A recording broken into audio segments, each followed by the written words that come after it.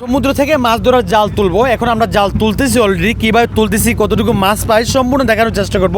তো একটা মুহূর্ত দেখাচ্ছি আপনাদেরকে। এই বিশেষ মুহূর্তটা যদি না দেখেন তাহলে আপনারা দেখতে পারবেন না যে সমুদ্র কত সুন্দর।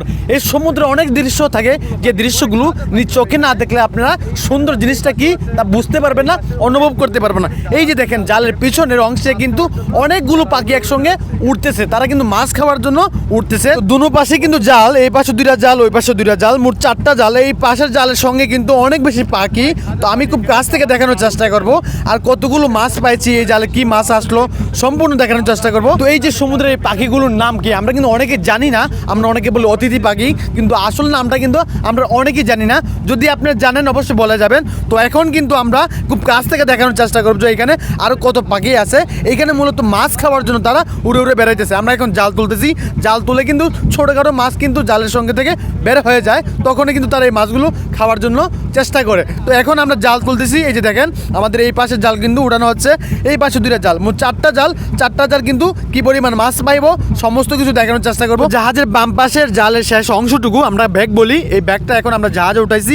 এইখানে মূলত সমস্ত মাছ জমা হয়। তো ডান পাশ থেকে আরও দুইটা ব্যাগ উঠানোর চেষ্টা করতেছি, এই পাশেও দুইটা ব্যাগ, তো মোট চারটা ব্যাগ। চারটা ব্যাগে কিন্তু অনেক পরিমাণ মাছ পাবো। তো জাহাজের ডান পাশের জালের ব্যাগের শেষ অংশে যে পরিমাণ মাছ জমা হয়েছিল সেই ব্যাগটা কিন্তু উঠানো হয়েছে। এখন এই রশি ধরে টান দিলে ব্যাগের ভিতর থেকে সমস্ত মাছ বেরিয়ে আসবে।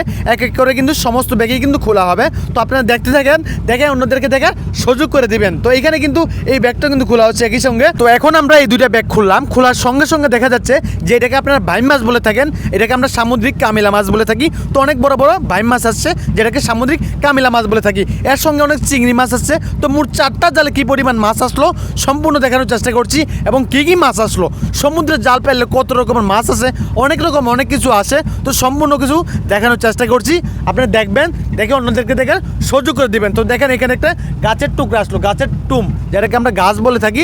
সমুদ্রের জাল ফেলে কিন্তু গাছও আছে। তো এখানে চারটা জালের ব্যাগের শেষ অংশে যে পরিমাণ মাছ জমা হয়েছিল সম্পূর্ণ মাছ এখানে কী কী আসলো দেখেন, কাঁকড়া, বাইম মাছ, তারপর অন্যান্য অনেক কিছু আছে এখানে আপনারা দেখেন। তো এখানে চিংড়ি মাছটাই বেশি, এই হচ্ছে সমুদ্রের টাইগার চিংড়ি বলে থাকি আমরা, যেটা অনেক বেশি দামি। এটা আসলে কিন্তু অনেক বেশি লাভবান হয় আমরা। এখানে কিন্তু বেশিরভাগই চিংড়ি মাছ, সমস্ত চিংড়ি মাছ থেকে বড় চিংড়ি মাছটা বেছে নেওয়া হবে, যেটা অনেক বেশি দামি।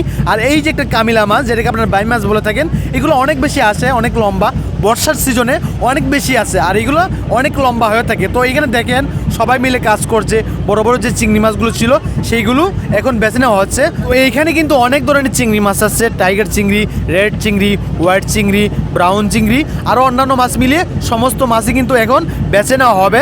তো সমস্ত মাছ কিন্তু আলাদা আলাদা করে বেছে নেওয়ার পরে প্যাকেজিং করা হবে। তো এইখানে দেখেন কতগুলো টাইগার চিংড়ি, যে এরা অনেক বেশি দামি। তো 3 ঘন্টা জাল টেনে জাল তোলার পরে যেই পরিমাণ মাছ পাইলাম সব মাছের চাইতে এই চিংড়ি মাছটা অনেক বেশি দামি। এই মাছটা আসলে কোম্পানি অনেক বেশি লাভবান, ক্যাপ্টেন স্যার অনেক বেশি খুশি, আমরা অনেক বেশি খুশি, এই মাছ অনেক বেশি টাকা।